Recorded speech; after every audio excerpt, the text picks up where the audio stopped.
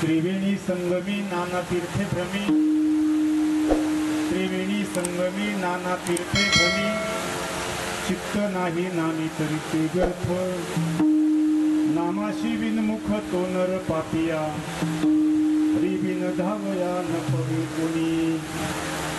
पुराण प्रसिद्ध बोलिले वाल्मिक, पुराण प्रसिद्ध बोलिले वाल्मिक, नामे तिन्ही लोक उद्धरती, नामाशी विनमुख तो नर पापिया, हरी बिन धावया न पवे कोणी। ज्ञानदेव म्हणे नाम जपा हरीचे, ज्ञानदेव म्हणे नाम जपा हरीचे, परंपरा त्याचे कुलसुत, नामाशी विनमुख तो नर पापिया, हरी बिन धावया न पवे कोणी। महायोग पिटेत ते भीमरुद्र, वरं पुंडरीकाय दातु मुनिंद्रे, समागत तिष्ठन्त मानंद कंदम, परब्रह्मलिंगम भजे पांडुरंग।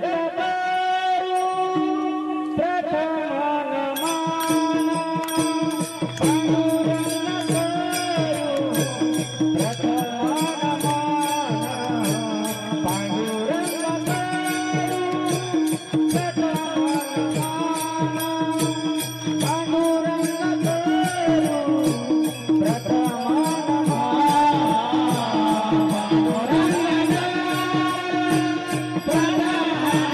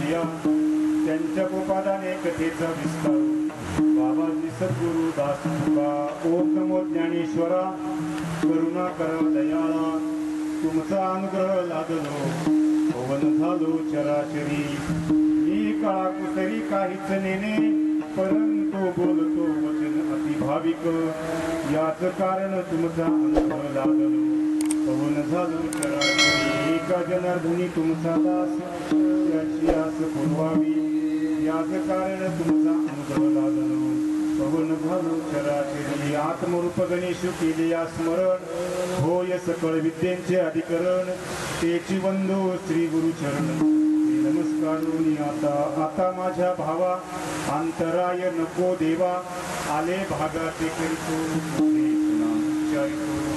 तुझ्या संगतीने विराग झाला मनोदरीचा दडभास गेला साक्षात परमात्मा मज भेटविला विसरू कसा मी श्री संताची माता चरणावरी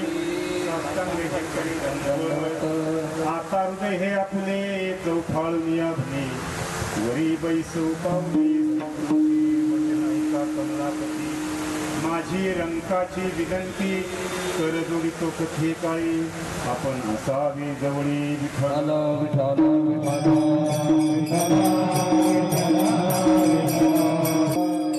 संगमी नाना तीर्थे भ्रमे चित्त नाही नामी करीते व्यर्थ नामाशी बिनमुख तो नर पापिया रे बिन धावया न पवे कोणी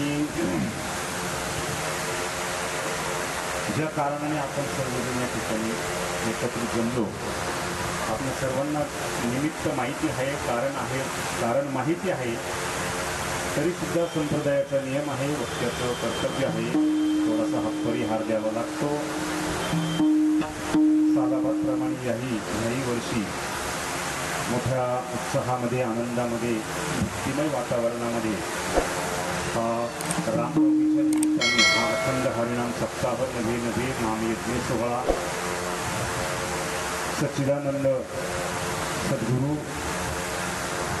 श्रीपाद बाबा सच्चिदानंद सद्गुरू रामदास बाबा या दोनही महात्म्यांच्या संपूर्ण कृपा आशीर्वादाने गुरुवर्य आईसाहेब गायकवाडताई यांच्या उपाछत्राखाली परम आदरणीय आपल्या सर्वांच्या गुरुस्थानी आणि हृदयस्थ विराजमान असणारे आपल्या सगळ्यांचे परिचित असणारे बापूजी यांच्या आणि घनश्याम बाबा यांच्या मार्गदर्शनाने आणि बघा चलखन असेल वापी असेल उतारी असेल आणि पंचक्रोशीतील हे सर्व आपली हे सगळी गावं नाही का सुरतच्या आजूबाजूला असणारी आणि ह्या सर्व साधक मायबापांच्या आणि संप्रदायाचे पाईक असणारे आपल्या सगळ्यांच्या अनमोल सहकार्यातून चालत असलेला हा अखंड हरिनाम सप्ताह नवे नामयज्ञ सोहळा वर्ष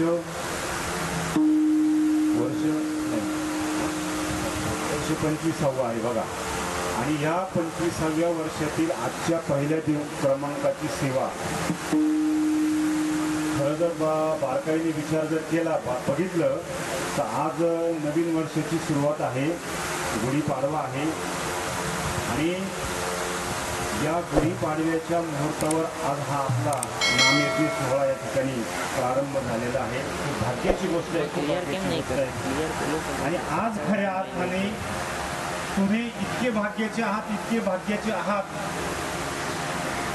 त्याचं वर्णन करण्यासाठी माझ्याकडे शब्द नाही शब्द अपुरे पडतात इतके भाग्याचे आहात आणि तुमची सेवा करण्याचा योग मला मिळाला बरोबर बाबा विचार करा मी किती भाग्याचा आहे किती भाग्याचा असेल मी तरी माझ्या दैवा पार नाही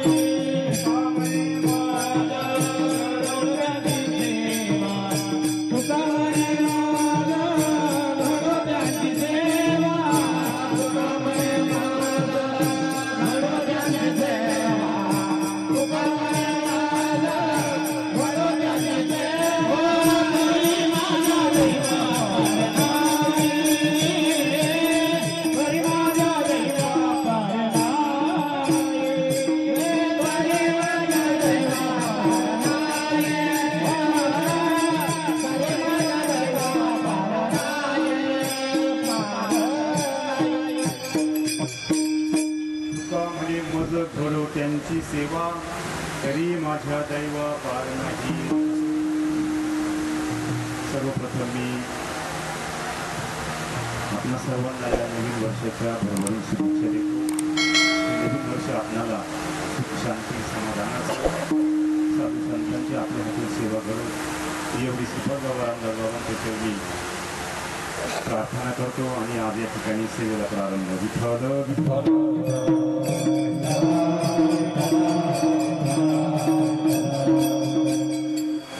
अभंग ज्ञानोबारांचे महात्मे सांगतात की भगवंताच्या नामाचं वर्णन या ठिकाणी ज्ञानोबाराय सांगतात. ज्ञानेश्वर महाराज अख्खं जग ज्ञानेश्वर महाराजांना माऊली म्हणते. बघा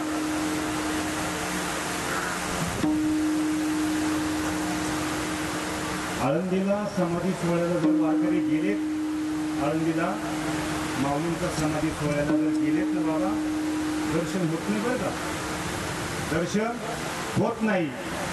पण चालायला सुद्धा जागा नाही आळंदीमध्ये, पाय ठेवायला जागा नाही. मुंबईसारखे लोक होते आळंदीमध्ये जातात माऊलींच्या समाधी सोहळ्याला. अख्खं जग ज्ञानेश्वर महाराजांना माऊली म्हणते.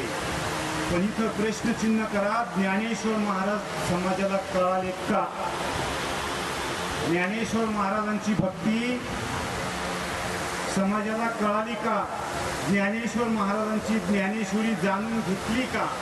ज्ञानेश्वरी वाचली असेल, पाठांतर केलेली असेल, मुखोद्गत ज्ञानेश्वरी पाठ करणारे महात्मे सुद्धा आहेत. तर ज्ञानेश्वरी कळाली किती जणांना? ज्ञानेश्वरीचा प्रतिपाद्य विषय नेमका काय आहे तो किती जणांना कळाला?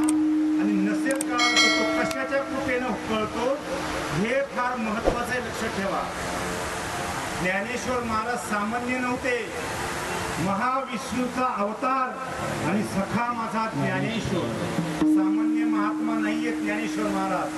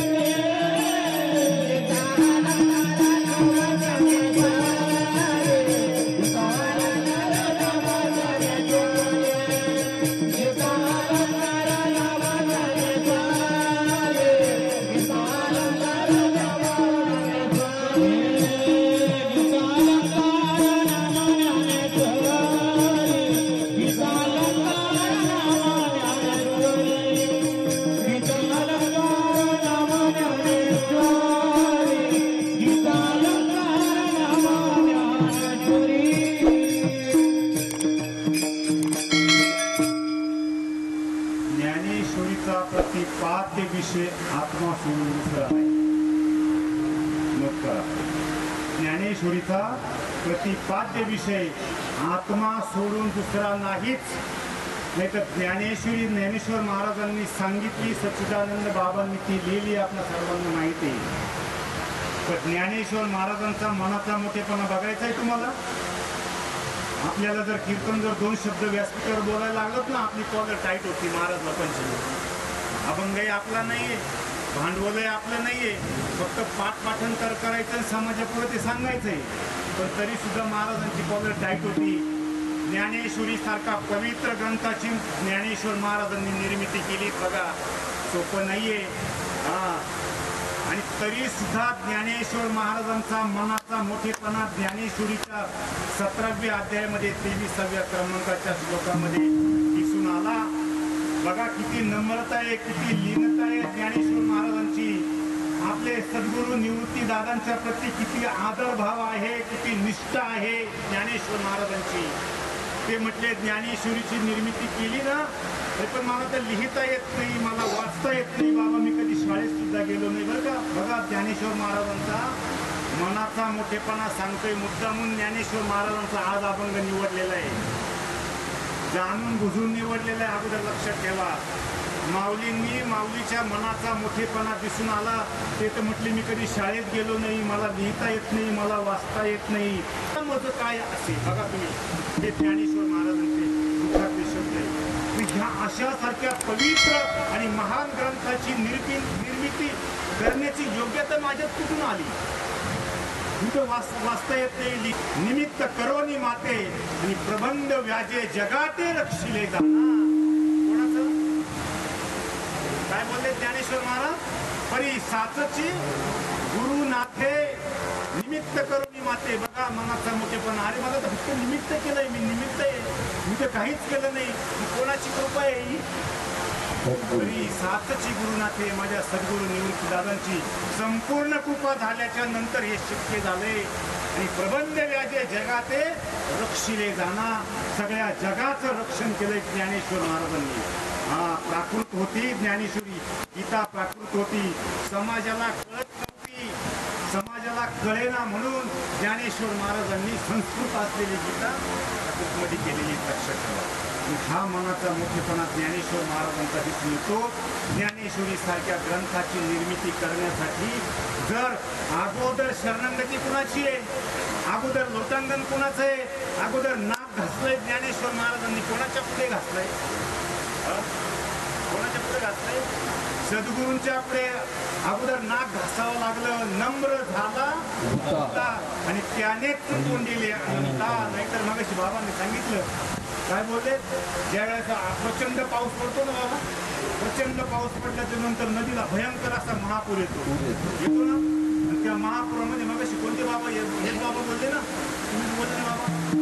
तर त्याच्यामध्ये असे मोठमोठे झाडे आहेत ना, ते असे उभे ताट उभे आहेत बरं का. तर महापूर ज्या वेळेला येतो ना, तो असे ताट उभे राहतात एकदम ताट. तो महापूर असा प्रचंड घातक असतो ना, ते झाडाची झाडं असे उन्मळून फेकून देतो, वाहून घेऊन जातो समुद्रामध्ये. पण त्याच नदीमध्ये एक लवळा नावाचं गवत आहे का माहिती तुम्हाला? आहे ना तुम्हाला? माझी भाषा कळतो ना महिला म्हणजे. आता महापूर येतो तर ते लवळा नावाचं गवत ते महापुराला आलिंगन देते. आलिंगन काय करते? आलिंगन देते, नतमस्तक होते. आणि म्हणून लक्षात ठेवा, महापुरे झाडे जातील तेथे लव्हाळे वाचतील, मग ते तिथं वाचणारे. लक्षात ठेवा, आपण सांगून जातो